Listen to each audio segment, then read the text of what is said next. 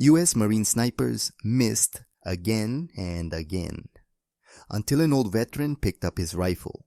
Sometimes the greatest lessons come from the most unexpected teachers, and the most advanced technology cannot replace decades of hard-earned experience. This is the story of how an elderly man in worn jeans challenged everything a group of elite Marines thought they knew about precision shooting, and how one impossible shot revealed a living legend who had been hiding in plain sight. Before we start the story, write in the comments from which part of the world you are watching today. The morning sun cast long shadows across the Marine Corps sniper range as Corporal Jake Evans squinted through his high-powered scope, trying to acquire a target that seemed to dance in the heat shimmer at 1,700 yards.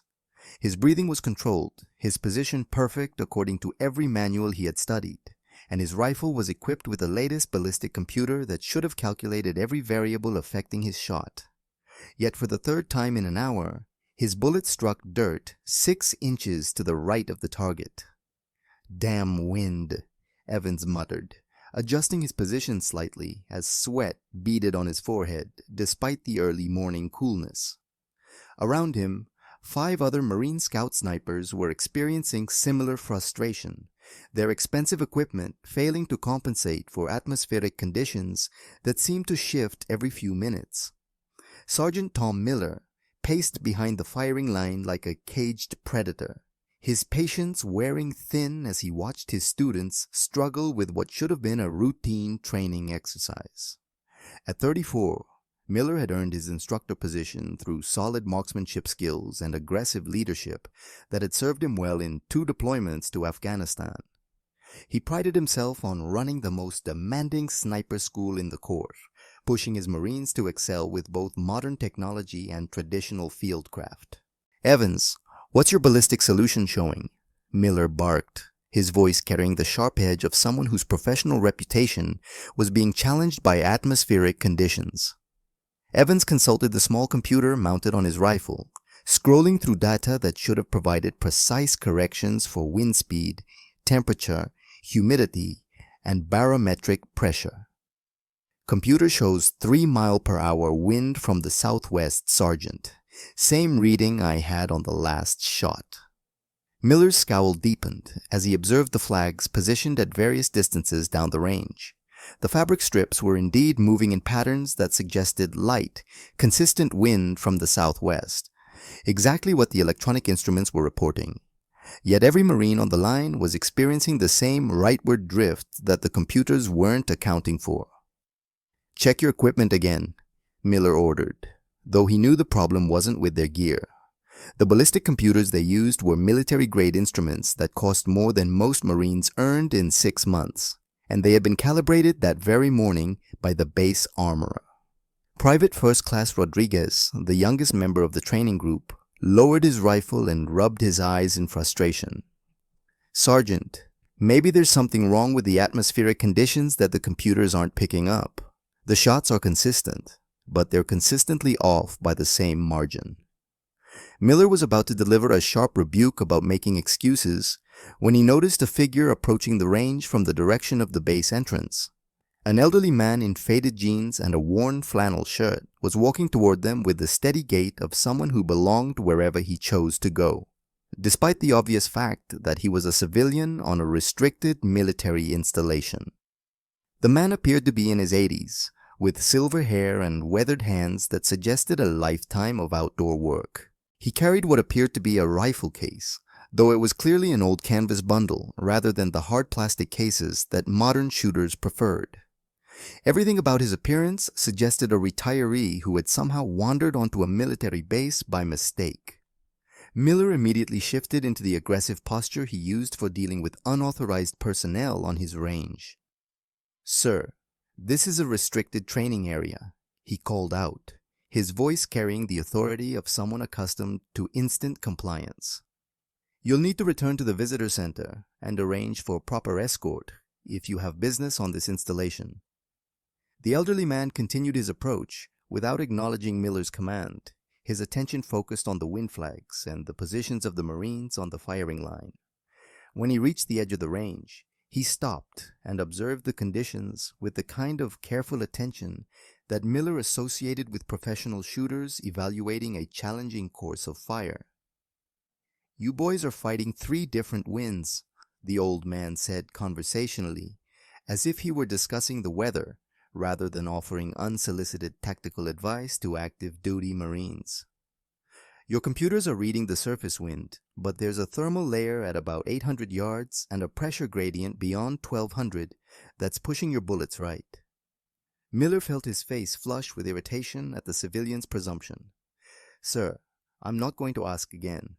This is a military training exercise, and civilian observers are not permitted without proper authorization." The old man, who wore no identification and carried no obvious credentials, smiled with the patient expression of someone who had dealt with aggressive young men many times before. "Name's Dean Peters," he said, extending a weathered hand that Miller ignored. "I was just passing by and heard your boys struggling with the long shots. Thought maybe I could offer some perspective." Evans looked up from his rifle, intrigued, despite Miller's obvious displeasure. "What do you mean about 3 different winds? Our instruments show consistent conditions all the way to the target." Dean gestured toward the flags positioned at various distances down the range. "Look at that flag at 400 yards. See how it's hanging almost straight down? That tells you the surface wind is nearly dead calm right there. But watch the flag at 800. It's snapping back and forth, which means you've got thermal activity creating updrafts and cross currents." Miller stepped between Dean and his students, his body language making it clear that this conversation was over. "Mr. Peters, whatever your background, these Marines are using precision instruments that provide accurate atmospheric data. We don't need folk wisdom about reading wind flags when we have ballistic computers that calculate conditions down to the decimal point." Dean nodded with understanding, as if he had encountered similar skepticism many times before. "Those are fine instruments, Sergeant, but instruments can only measure what they're designed to detect. Sometimes the most important information comes from learning to see what the machines miss." Private Rodriguez, who had been listening carefully to the exchange, raised his hand tentatively. "Sergeant, maybe we could try adjusting for the conditions he's describing. We've been missing the same way all morning." Miller's expression hardened at what he perceived as insubordination disguised as curiosity. "Rodriguez, our training is based on proven scientific methods, not on random advice from civilians who happen to wander onto the range. If you can't trust your equipment and your training, you have no business calling yourself a Marine sniper." Dean reached into his canvas bundle and withdrew a rifle that made every Marine on the firing line stop what they were doing and stare. It was an ancient Model 40, the Vietnam-era sniper rifle that had been the standard precision weapon for Marine marksmen decades before any of these young men had been born. The wooden stock was worn smooth from years of handling, and the metal surfaces showed the patina that came only from extensive use in harsh conditions. "Haven't fired this old girl in years," Dean said, running his fingers along the rifle's familiar contours with obvious affection. "But she and I learned to work together in places where the wind could change 3 times between the time you squeezed the trigger and when the bullet reached its target." Miller stared at the ancient rifle with barely concealed contempt. "Sir, that weapon belongs in a museum, not on a modern firing range. Our Marines train with current equipment that provides accuracy capabilities your old rifle could never achieve." But something about Dean's casual handling of the vintage weapon had captured the attention of the young Marines, who recognized the fluid movements of someone who had spent countless hours with that particular rifle. Evans, in particular, was studying Dean's every movement, beginning to suspect that this chance encounter might not be as random as it appeared. Dean settled the rifle against his shoulder, with movements that seemed to flow like water, his body automatically assuming a firing position that textbooks described, but that took most marksmen years to perfect naturally. "Mind if I take a look at that target you boys have been working on?" Miller was about to refuse when Dean's question was interrupted by the sharp crack of his rifle firing. 1,700 yards downrange, a small puff of dust appeared directly in the center of the target that the Marines had been missing all morning. The silence that followed was profound and uncomfortable, broken only by the gentle clicking of Dean's rifle action as he ejected the spent cartridge case. The sound of Dean's rifle shot seemed to echo far longer than physics would allow, hanging in the air like an accusation against every piece of modern technology on the firing line. The Marines stared downrange through their spotting scopes, confirming what they had witnessed but struggling to believe. The elderly civilian had achieved a perfect center hit on the target that had frustrated them all morning. Miller felt his carefully constructed authority beginning to crack as he processed the implications of what had just occurred. An old man with a museum-piece rifle had accomplished in seconds what his Marines had failed to achieve, despite hours of training with equipment worth tens of thousands of dollars per weapon system. "Lucky shot," Miller announced, though his voice carried less conviction than he intended. Anyone can get fortunate once, especially at the expense of trained Marines who are following proper procedures.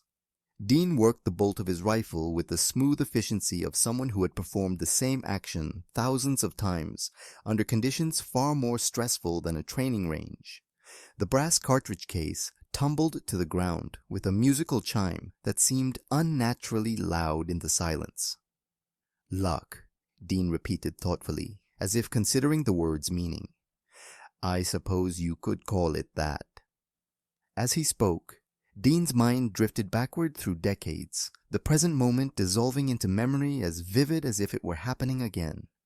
Suddenly, he was 19 years old, lying in Vietnamese jungle mud with rain drumming against his back, his rifle trained on an enemy machine gun position that was pinning down his squad 200 yards away. The memory was so sharp that Dean could smell the jungle rot and cordite, could feel the weight of responsibility that came with being the only person in position to make the shot that would save his teammates' lives. In his mind, he was no longer an 82-year-old retiree standing on a comfortable military range. He was Private Dean Peters, United States Marine Corps, with 30 seconds to eliminate a target before his friends died under withering enemy fire. The machine gunner had been smart, positioning himself behind cover that blocked direct shots from most angles. But Dean had found the one gap in the protection, a space barely 6 inches wide that would allow a perfect shot if he could account for the swirling wind patterns created by the jungle canopy and the storm that was building overhead. In the memory, Dean squeezed the trigger and watched the enemy gunner slump forward, silencing the weapon that had been pouring death into his squad's position. The shot had saved 7 Marines and had allowed their mission to continue, though Dean would never receive official recognition for marksmanship that had prevented a minor engagement from becoming a major catastrophe. "Peters," Miller's sharp voice yanked Dean back to the present, where he found the sergeant glaring at him with barely controlled anger. "I asked you a question. What exactly do you think gives you the right to interfere with Marine Corps training?" Dean blinked, orienting himself to the current moment and the confrontation that was clearly escalating beyond mere professional disagreement. "I apologize, Sergeant. I was remembering something from a long time ago." Miller stepped closer, using his height and aggressive posture to create the kind of intimidating presence that had worked effectively with Marines who were required to show him respect regardless of their personal feelings. "Mr. Peters, your war stories don't impress me, and your interference with my training program is completely unacceptable." But Corporal Evans had been watching Dean carefully throughout the exchange, and something about the old man's bearing had triggered recognition that went beyond mere respect for marksmanship skill. Evans had grown up in a military family, and he had learned to recognize the signs of combat experience that ran deeper than training exercises or peacetime service. "Sergeant," Evans said quietly, "maybe we should contact the armory before we ask Mr. Peters to leave." Miller turned toward Evans with the kind of focused attention that usually preceded verbal discipline for inappropriate suggestions. "Corporal, are you questioning my authority to maintain security on my own range?" Evans felt his stomach tighten as he realized he was about to challenge his instructor in front of the entire training group, a career decision that could have lasting consequences, regardless of how the situation resolved. But something about Dean's casual competence and mysterious presence suggested that there were factors in play that Miller didn't understand. Negative, Sergeant. I'm suggesting that Master Gunnery Sergeant Phillips might have information about Mr. Peters that could be relevant to this situation. Evans pulled out his cell phone and dialed the number for the base armory, where Master Gunnery Sergeant Phillips maintained oversight of weapons training and had institutional knowledge that spanned 3 decades of Marine Corps operations. The phone rang twice before Phillips answered with his characteristic gruff efficiency. Armory, Phillips speaking. Master Gunny, this is Corporal Evans from the sniper range.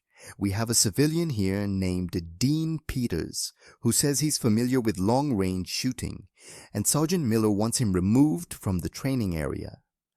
Evans expected a routine response about proper procedures for handling unauthorized civilians on military installations.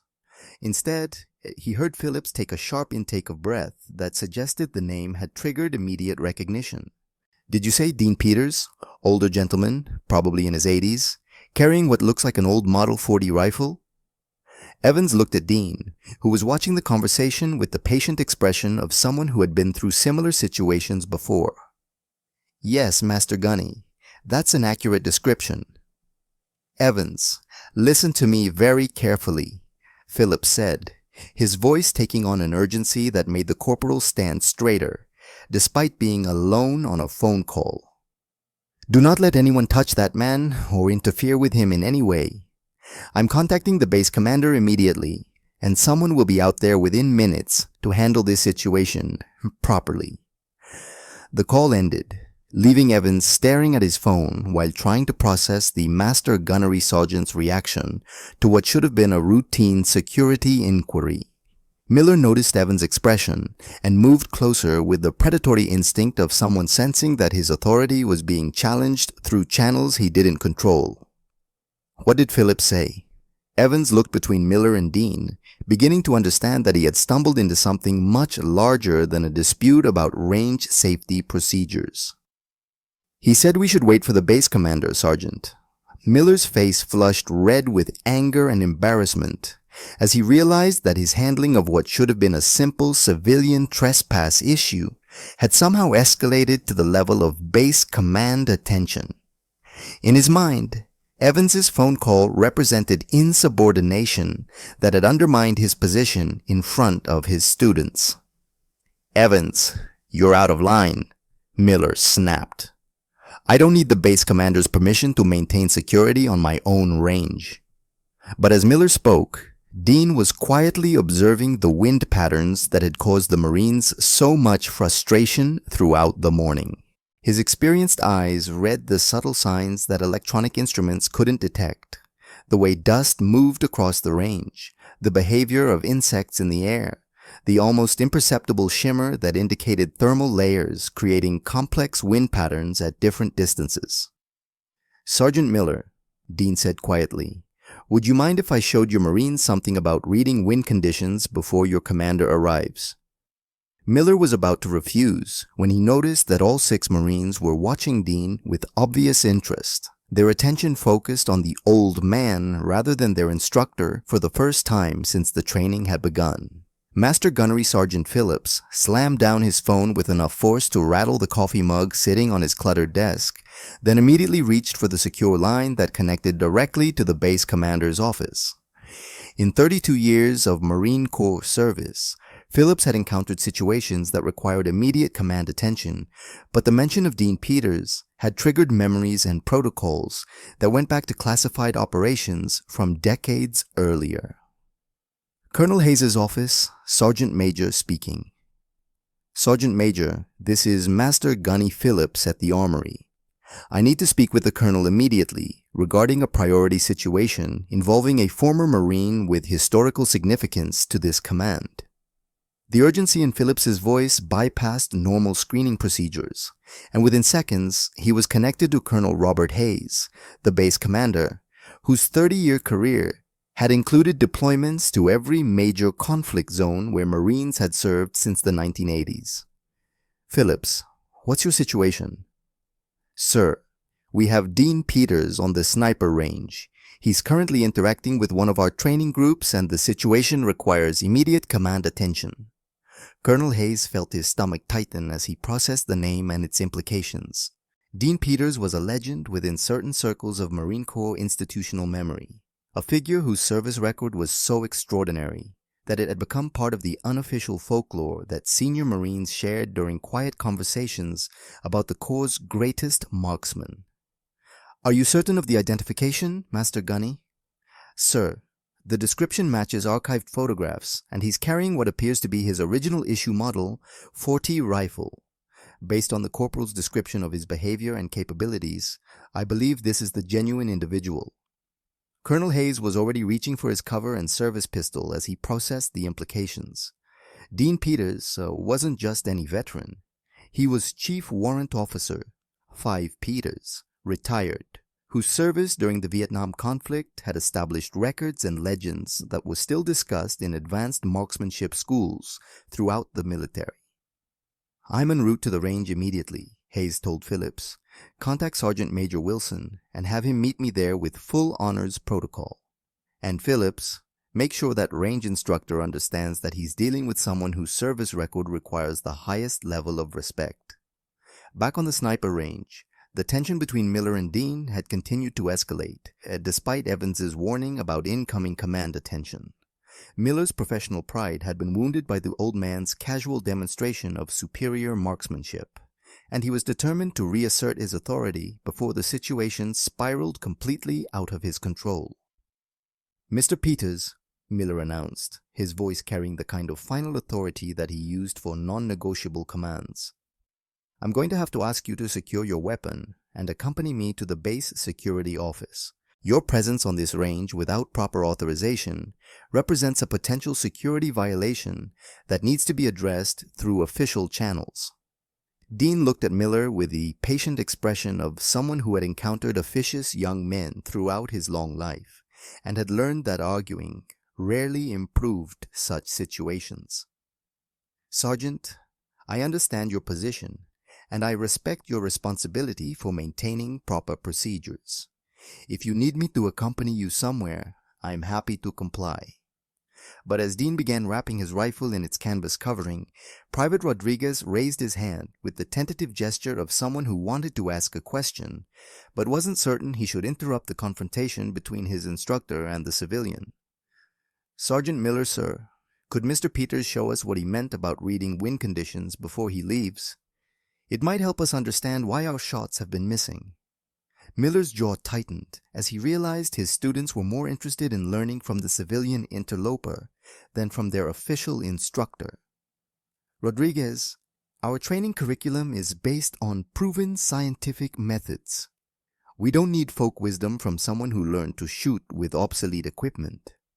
Dean finished securing his rifle and stood up slowly, his movements showing the careful deliberation of someone whose joints had been worn by 8 decades of use. Sergeant, your Marines are asking good questions. The electronic instruments they're using are excellent tools, but tools are only as effective as the person using them understands their limitations. Miller was about to deliver a sharp response when the sound of approaching vehicles drew everyone's attention toward the range entrance. 2 military vehicles were approaching at high speed, their occupants clearly treating this as an emergency response rather than a routine visit. The lead vehicle stopped directly in front of the firing line, and Colonel Hayes emerged before the engine had completely shut down. His presence immediately transformed the atmosphere on the range, as every Marine came to attention with the automatic response that command officers triggered in properly trained personnel.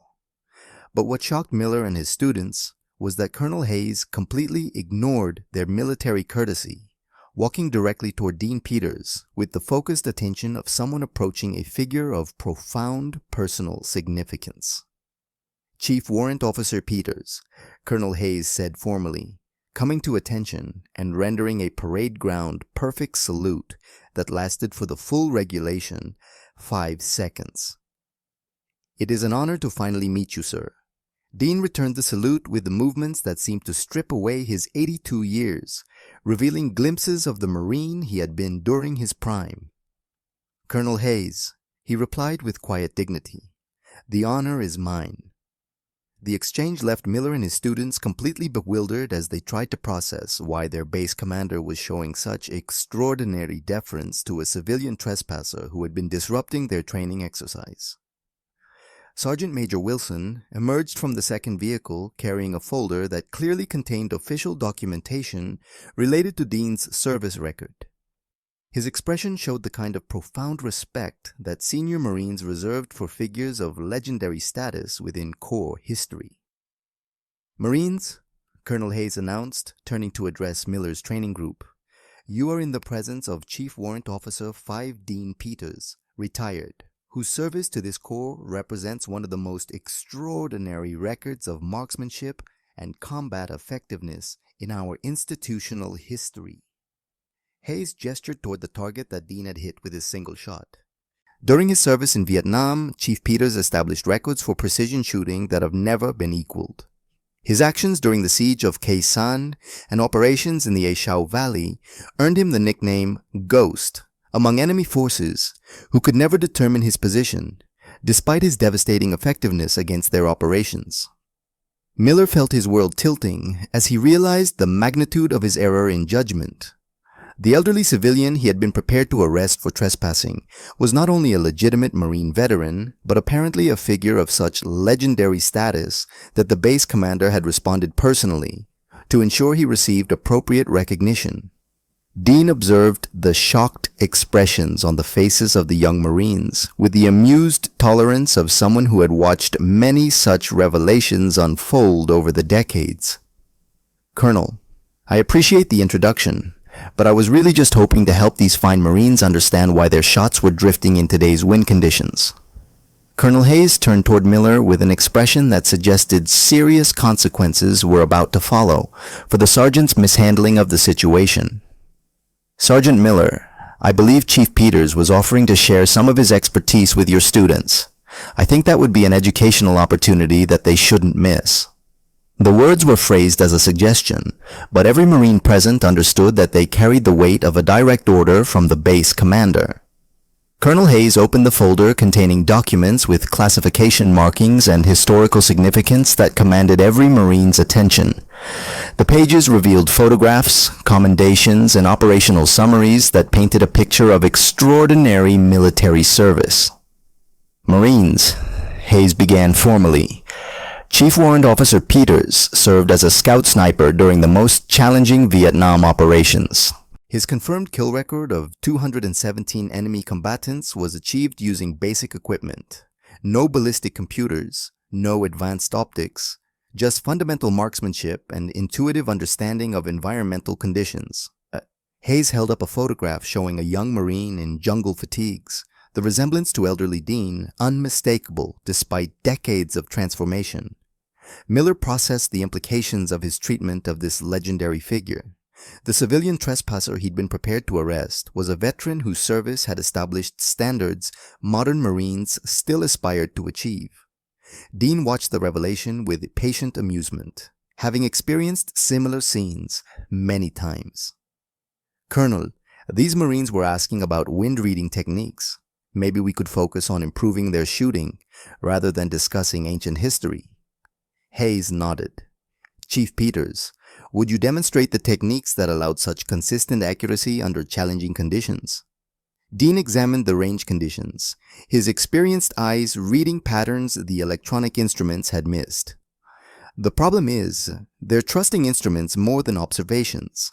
Ballistic computers can only measure conditions at their location, not thermal layers or wind patterns at different distances." He gestured toward range flags. "That flag at 600 yards is motionless, dead air pocket. But the 1200-yard flag shows easterly movement, meaning crosswind only affecting the final flight path." Dean fired another shot without consulting instruments, striking target center. "You learn to read signs instruments miss: dust movement, insect behavior, shimmer patterns indicating thermal activity." Evans asked how long developing such instincts took. In combat, you learn fast because lives depend on accurate shots. The key is trusting observations more than instruments, while understanding both have their place. Hayes arranged for Dean to serve as special advisor to Miller's program. As Marines examined Dean's rifle, they understood that advanced technology was only effective when users understood fundamental principles unchanged for decades. "This rifle's been with me since 1967, Dean explained. "Every scratch represents lessons about patience, precision, and making equipment perform beyond specifications when necessary." 3 weeks later, Miller led a transformed training program, combining technology with traditional fieldcraft, nearly lost to modern military education. Marine accuracy rates had improved 30%, with exponentially grown confidence in challenging conditions. The transformation hadn't been easy for Miller, who had built his reputation on technological solutions. Incorporating Dean's intuitive approach required acknowledging his previous methods, while effective, had been incomplete. Peters' doctrine was being studied by sniper schools throughout the Corps, with Dean's wind reading and atmospheric compensation techniques being documented as Environmental Assessment Protocol Peters. Dean was teaching advanced mirage pattern reading, subtle visual distortions indicating thermal activity and wind direction. "See that boiling effect at 900 yards? That's thermal updraft strong enough to push bullets left 2 inches. Your computer can't detect that because it measures conditions here, not where your bullet gets affected." Evans studied intently. "How do you distinguish between thermal effects and crosswinds?" "Thermals create vertical distortion like heat waves. Crosswinds create horizontal flow in consistent directions. When you see both, calculate how they'll interact." Miller watched with growing appreciation for skills developed through decades of experience. "Chief Peters, your methods taught me more about precision shooting than 15 years of standard procedures." Dean nodded with understanding. "Your technological approach provides excellent foundation. The key is learning when to trust instruments versus experience. Both have their place, but neither is complete without the other." Colonel Hayes visited regularly, documenting results for potential Corps-wide implementation. He offered Dean a permanent civilian contractor position with advanced marksmanship programs. Dean considered carefully. "Colonel, I'm flattered, but my most valuable contribution is helping Marines understand technology should enhance natural abilities rather than replace them. Once they grasp that principle, they can teach themselves." 1 month later, Miller encountered Dean in the base commissary, examining tomatoes with the same intense attention he'd brought to reading wind patterns. "Chief Peters, I wanted to thank you for what you taught us. My Marines perform at levels I didn't think possible." Dean selected a tomato, checking for ripeness signs most shoppers would miss. Growing good tomatoes requires the same skills as precision shooting. You learn to read non-obvious conditions, make experience-based adjustments rather than just following instructions, and understand success comes from patience and attention to detail. Miller recognized Dean was still teaching, finding lessons in everyday situations that revealed deeper truths about observation, patience, and the wisdom that came from truly understanding your craft rather than simply following technological solutions.